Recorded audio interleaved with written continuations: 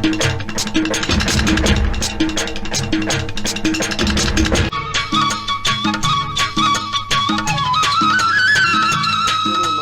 ಅಭಿಮಾನಿ ದೇವರುಗಳೇ ಅಂತ ಅವ್ರು ಕರಿತಾ ಇದ್ದಿದ್ದು ಬರೀ ಭಾಷೆ ಅಲ್ಲ, ಅದು ಒಳ ಮನಸ್ಸಿನಿಂದ ಅವ್ರು ಅಂದ್ಕೊಂಡಿದ್ದದು. ರಾಜ್ಕುಮಾರ್ ಹಾಡ್ತಾ ಇದ್ದಾರೆ, ಅದೇ ಮೊದಲನೇ ಹಾಡು, ಅವ್ರ ಮೊದಲ ಚಿತ್ರದ ಹಾಡು, ಮೊದಲ ಗೀತೆಯಾಗಿ ಅವ್ರು ಹಾಡ್ತಾ ಇದ್ದಿದ್ದು. ಏನು ಬೆವ್ತು ಹೋಗ್ಬಿಟ್ಟಿದ್ದಾರೆ ಪೂರ್ತಿ. ಏನು ಆಸಿಫ್ ಇದು ಇಷ್ಟೊಂದು ಯಾಕೆ ಇಷ್ಟೊಂದು ಬೆವ್ತಿದ್ದಾರೆ ಅಂತಂದರೆ, ಅವ್ರಿಗೆ ಪ್ರೇಕ್ಷಕರ ಎದುರುಗಡೆ ತನ್ನ ಹಾಡು ಹೇಗೆ ಬರುತ್ತೋ, ಎಲ್ಲಿ ಕೆಟ್ಟೋಗ್ಬಿಡುತ್ತೋ ಅನ್ನೋಂಥ ಆ್ಯಂಗ್ಸೈಟಿ, ಆ ಉದ್ವೇಗಕ್ಕೆ ಅವರು ಒಳಗಾಗ್ಬಿಡ್ತಾರೆ. ಆಮೇಲೆ ಯಾವುದೇ ಒಂದೇ ಒಂದು ಗೀತೆ ಕೂಡ ಅವರು ನೋಡ್ಕೊಂಡು ಹಾಡ್ತಾ ಇರಲಿಲ್ಲ, ಎಲ್ಲ ನೆನಪಿನ ಶಕ್ತಿ ಮೇಲೆ. ಕಲಾದೇವಿಯನ್ನ ನೀವು ಸಾಕ್ಷಾತ್ಕರಿಸ್ಕೋಬೇಕಾದ್ರೆ ಅಷ್ಟರ ಮಟ್ಟಿಗೆ ಅಲ್ಲಿ ನೀವು ಅದಕ್ಕೆ ಅಡಿಯಾಳಾಗಿರ್ಬೇಕಾಗತ್ತೆ. ರಾಜ್ಕುಮಾರ್ ಅದಾಗಿ ಇಲ್ಲ, ಇದು ರಾಜ್ಕುಮಾರ್ ಅಂದಲ್ಲ. ಈ ಹಾಡನ್ನ ಬರೆದವರು, ರಾಗ ಸಂಯೋಜನೆ ಮಾಡಿದವರು ಹಂಸಲೇಖ ಅವರು ಈ ಹಾಡನ್ನ ಸೃಷ್ಟಿಕರ್ತರು. ಅದಾದ್ಮೇಲೆ ಮ್ಯೂಸಿಷಿಯನ್ಸ್, ಇನ್ನೊಬ್ರು ಮತ್ತೊಬ್ರು, ಎಲ್ಲರೂ ಸೇರಿ ಆಮೇಲೆ ಕೊನೆಗೆ ರಾಜ್ಕುಮಾರ್ ಹಾಡಿದ್ದಾನೆ. ಇದು ನಿಜವಾದ ಕೀರ್ತಿ ಸಲ್ಲಬೇಕಾದ ಹಂಸಲೇಖ ಅವ್ರಿಗೆ ಅಂತ ಹೇಳಿದ್ರು. ನನಗೆ ಅವರ ಒಂದು ರಸಮಂಜರಿ ಕಾರ್ಯಕ್ರಮಗಳಲ್ಲಿ ಸುಮಾರು ಒಂದು 4 ರಸಮಂಜರಿ ಕಾರ್ಯಕ್ರಮದಲ್ಲಿ ಕಂಪೇರಿಂಗ್ ಮಾಡೋದು, ಅಂದರೆ ವಿವರಣೆ ಕೊಡೋಂಥದ್ದು, ಉದ್ಘೋಷಕನಾಗಿ ನಾನು ಕೆಲಸ ಮಾಡಿದ್ದೀನಿ. ಆವಾಗ ಮೊದಲಿಗೆ ಒಂಥರ ಅವರು ಏನೋ ಟೆನ್ಷನ್ನಲ್ಲಿರೋರು.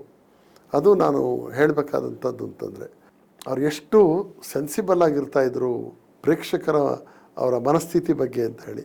ಇದು ನನಗೆ ಪ್ರೇಕ್ಷಕರನ್ನ ಅವರು ಯಾವ ಮಟ್ಟದಲ್ಲಿ ಅಂತಂದರೆ, ಅಭಿಮಾನಿ ದೇವರುಗಳೇ ಅಂತ ಅವ್ರು ಕರಿತಾ ಇದ್ದಿದ್ದು ಬರೀ ಭಾಷೆ ಅಲ್ಲ, ಅದು ಒಳ ಮನಸ್ಸಿನಿಂದ ಅವ್ರು ಅಂದ್ಕೊಂಡಿದ್ದದು. ದೇವರುಗಳೇ ಅವರು.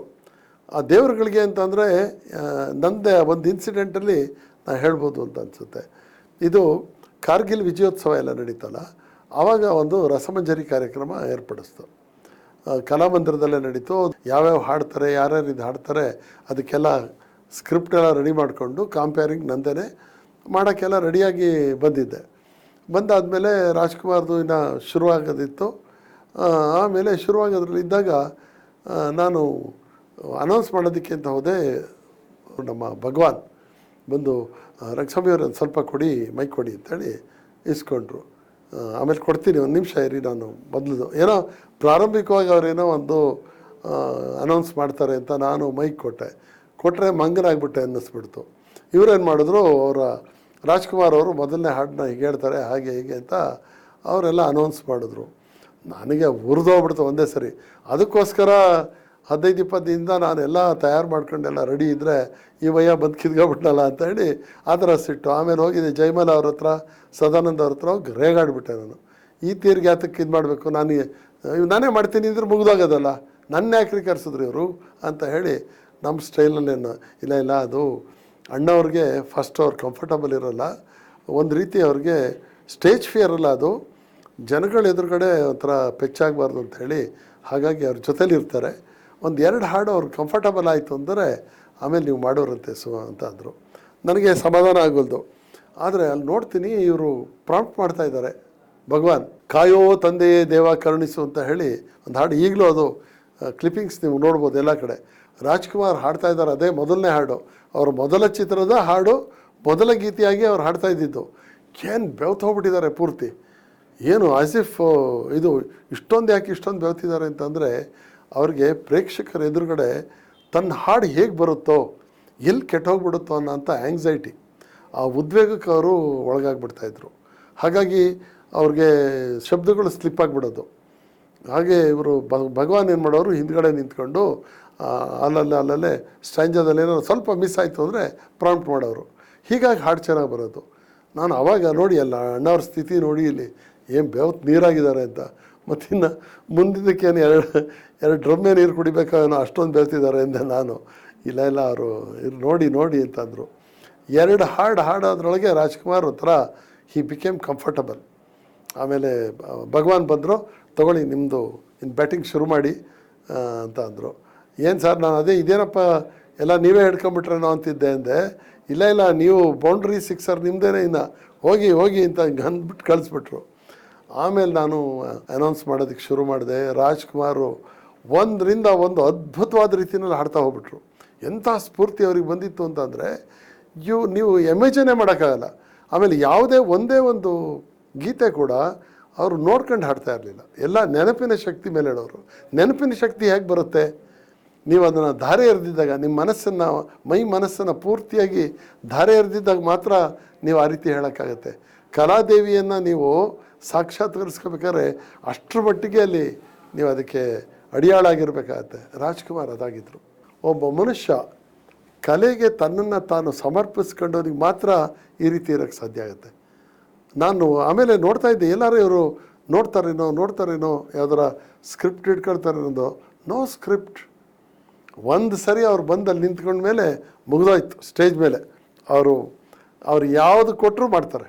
ಬೇಕಾದ್ರೆ ಈಗಲೇ ನೀನು ಮಾಡಪ್ಪ, ನೀನು ಇದು ಯಾವುದೋ ಭಕ್ತ ಪ್ರಹ್ಲಾದ ಡೈಲಾಗ್ ಹೊಡೀರಿ ಅಂತಂದರೆ, ಬಬ್ರು ಅನ್ನೋದು ಮಾತಾಡಿ ಅಂತಂದರೆ ಆ ಕ್ಷಣಕ್ಕೆ ಮಾತಾಡ್ತಾರೆ ಅವರು.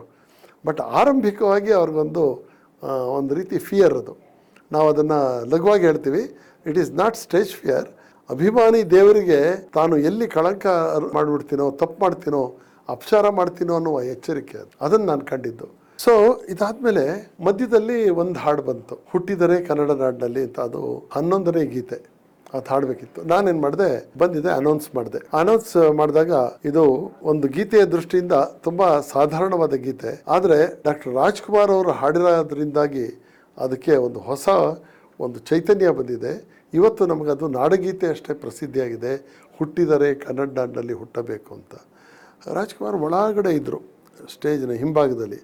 ದಡ ಅಂತ ಬಂದೇ ಬಿಟ್ರು. ನಾನು ಅರ್ಥದ ಇಲ್ಲ ಆಗಲ್ಲ ಅಂತ ಹಿಂಗೆ ನಿಂತ್ಕೊಂಡ್ರು. ನಾನು ಇದೇನಪ್ಪ ಮುಂದಕ್ಕೆ ಮಾತಾಡ್ತಾ ಇದ್ದೆ, ಅಷ್ಟರಲ್ಲಿ ನಿಲ್ಲಿಸಿದ್ರು. ಮಾಡಿದ್ಮೇಲೆ ಅವ್ರ ಕೈಲಿ ಇನ್ನೊಂದು ಮೈಕ್ ಇತ್ತಲ್ಲ, ಆ ಮೈಕ್ ತೊಗೊಂಡು, ಇಲ್ಲ ಇದು ರಾಜ್ಕುಮಾರದ್ದಲ್ಲ, ಈ ಹಾಡನ್ನು ಬರೆದವರು, ರಾಗ ಸಂಯೋಜನೆ ಮಾಡಿದವರು ಹಂಸಲೇಖ ಅವರು ಈ ಹಾಡನ್ನು ಸೃಷ್ಟಿಕರ್ತರು. ಅದಾದಮೇಲೆ ಮ್ಯೂಸಿಷಿಯನ್ಸು, ಇನ್ನೊಬ್ಬರು ಮತ್ತೊಬ್ಬರೆಲ್ಲ ಎಲ್ಲರೂ ಸೇರಿ ಆಮೇಲೆ ಕೊನೆಗೆ ರಾಜ್ಕುಮಾರ ಹಾಡಿದ್ದಾನೆ. ಇದರ ನಿಜವಾದ ಕೀರ್ತಿ ಸಲ್ಲಬೇಕಾದ ಹಂಸಲೇಖ ಅವ್ರಿಗೆ ಅಂತ ಹೇಳಿದರು. ಇದು ಎಲ್ಲರದು ಕೀರ್ತಿ ಎಲ್ಲರಿಗೂ ಸಲ್ಲಬೇಕು ಅಂತ ನನ್ನ ಮನಸ್ಸಿಗೂ ನೋವಾಗಬಾರ್ದು. ಆದರೆ ಆ ಹಾಡಿಗೆ ಯಾರು ಕಾರಣಕರ್ತರೋ ಅವರಿಗೆ ಒಂದು ಗೌರವ ಸಲ್ಲಿಸಬೇಕು. ನಾನು ನಿಜವಾಗಿ ಎಷ್ಟು ತನ್ನದಲ್ಲದೆ ಇರೋಂಥ ಕೀರ್ತಿನ ಅವರು ಒಪ್ಕೊಳ್ಳಲ್ಲ. ಹೌದು, ಇದು ನೀವು ಹೇಳಿಬಿಟ್ರೆ ಇಂದ ತಕ್ಷಣ ಆಯಿತು ಅಂತ ಬೀಗ್ಕೊಂಡು ಸುಮ್ಮನಿರೋದಲ್ಲ. ಇಡೀ ಹಾಡಿಗೆ ನಾನೇ ಅಂತಲ್ಲ, ಹಂಸಲೇಖ ಅವ್ರನ್ನ ನೆನ್ಕೊಂಡ್ರು. ಆಮೇಲೆ ಅವತ್ತು ನಾನು ಅನೇಕ ಘಟನೆಗಳನ್ನು ನೋಡಿದೆ. ರಾಜ್ಕುಮಾರ್ ಅವರ ವ್ಯಕ್ತಿತ್ವದಲ್ಲಿ ಎಷ್ಟೊಂದು ಉನ್ನತ ಗುಣಗಳಿವೆ ನೋಡಿ. ಅದೇ ಸಂದರ್ಭದಲ್ಲಿ ಇನ್ನೊಂದು ಮಾತನ್ನು ನಾನು ಹೇಳಬೇಕು. ಅವತ್ತು ರಸಮಂಜರಿ ಕಾರ್ಯಕ್ರಮ ಶುರುವಾಗಬೇಕು. ಕಾರ್ಯಕ್ರಮಕ್ಕೆ ಮುಖ್ಯ ಅತಿಥಿಗಳಾಗಿ ಡಾಕ್ಟರ್ ಹಾಮಾನಾಯಕರು ಮತ್ತು ಪ್ರಸಿದ್ಧ ಸಾಹಿತಿಗಳಾದ HSK ಅವರು, KS ಅಶ್ವಥ್, ಇವ್ರು 3 ಜನನೂ ಕರೆಸಿದ್ದು. ಇನ್ನು ಕಾರ್ಯಕ್ರಮ ಶುರುವಾಗಬೇಕು, ಮ್ಯೂಸಿಕಲ್ ನೈಟು. ಅದಕ್ಕಿಂತ ಹಿಂಭಾಗದಲ್ಲಿ ಒಂದು ಸಣ್ಣ ಸ್ಟೇಜ್ ಹಿಂಭಾಗದಲ್ಲಿ ಒಂದು ಸಣ್ಣ ಪೂಜೆ ಇಟ್ಕೊಂಡಿದ್ರು. ಆಮೇಲೆ ನಾನು ಇವ್ರನ್ನ ಕರ್ಕೊಂಡು ಹೋದೋ, ಹಾಮಾನಾಯಕರು ಎಲ್ಲರನ್ನೂ. ರಾಜ್ಕುಮಾರ್ ಅವರು ಅಲ್ಲೇ ಬಂದರು. ಆಮೇಲೆ ಇನ್ನೂ ಪೂಜೆ ಶುರುವಾಗೋದ್ರಲ್ಲಿತ್ತು. ನಾನು ಹಾಮಾನಾಯಕರನ್ನ ಪರಿಚಯ ಮಾಡಿಸ್ಬೇಕಿತ್ತಲ್ಲ, ನಂದೇ ಇದಿತ್ತಲ್ಲ. ಆಮೇಲೆ ಅಣ್ಣವರಿಗೆ ನಾನು ಪರಿಚಯ ಹೇಳಿದೆ. ಈಗ ನಿಮಗೆ ಡಾಕ್ಟ್ರೇಟ್ ಸಿಗಬೇಕಾದ್ರೆ ಅದಕ್ಕೆ ಮುಖ್ಯ ಕಾರಣ ಡಾಕ್ಟರ್ ಹಾಮಾನಾಯಕರು. ಯಾಕೆಂದರೆ ಕನ್ನಡ ಚಿತ್ರ ಅಲ್ಲದೆ ಬೇರೆ ಇನ್ಯಾವುದನ್ನು ನಟಿಸಲ್ಲ ಅಂತ ಹೇಳಿ ಕನ್ನಡದ ದೀಕ್ಷೆ ತಗೊಂಡು ಕೆಲಸ ಮಾಡ್ತಾಯಿದ್ದಾರೆ. ಅವರಿಗೆ ನಾವು ಕೊಡಬೇಕು, ಅಂದರೆ ಹೈಸ್ಕೂಲು ಮುಗಿಸಿಲ್ಲ ಅವ್ರಿಗೂ ಕೊಡಬೇಕು, ಮತ್ತು ಗೊರೂರು ರಾಮಸ್ವಾಮಿ ಅಯ್ಯಂಗಾರ್ರಿಗೂ ಗೌರವ ಡಾಕ್ಟ್ರೇಟ್ ಕೊಡಬೇಕು ಅಂತ ಹೇಳಿ ಮಾಡಿದಂಥವ್ರು ಇವರು ಅಂತ. ಆಗ ರಾಜ್ಕುಮಾರ್ ಏನು ಅನ್ಬೋದು ಹೇಳಿ. ಅವರು ಹಾಗೆ ನೋಡ್ತಾಯಿದ್ರು. ಹಾಮಾನಾಯಕರ ಕೈ ಹಿಡ್ಕೊಂಡು ಸುಮ್ಮನೆ ಹೀಗೆ, ಅಂದರೆ ಐ ಆಮ್ ಸೋ ಗ್ರೇಟ್ಫುಲ್ ಅನ್ನೋದನ್ನು ಬೇರೆ ಏನು ಮಾತಾಡಲಿಲ್ಲ ಅಂತ. ಆಮೇಲೆ ಹೀಗೆ ಕೈ ಮುಗಿದ್ರು. ಬೇರೆಯವರಾಗಿದ್ದರೆ, ಹೌದಾ ಸರ್ ನಮಗೆ ಡಾಕ್ಟ್ರೇಟ್ ಬರೋದಕ್ಕೆ ನೀವೇ ಏನೂ ಆ ಥರ ಮಾತಾಡಲಿಲ್ಲ. ಅವರ 10 ಮಾತುಗಳನ್ನು ಅವರು ಕೈ ಹಿಡ್ಕೊಂಡು ಅವ್ರು ನೋಡಿ ಕೈ ಮುಗಿದ್ರಲ್ಲ, ಅದರಲ್ಲೇ ಇತ್ತು.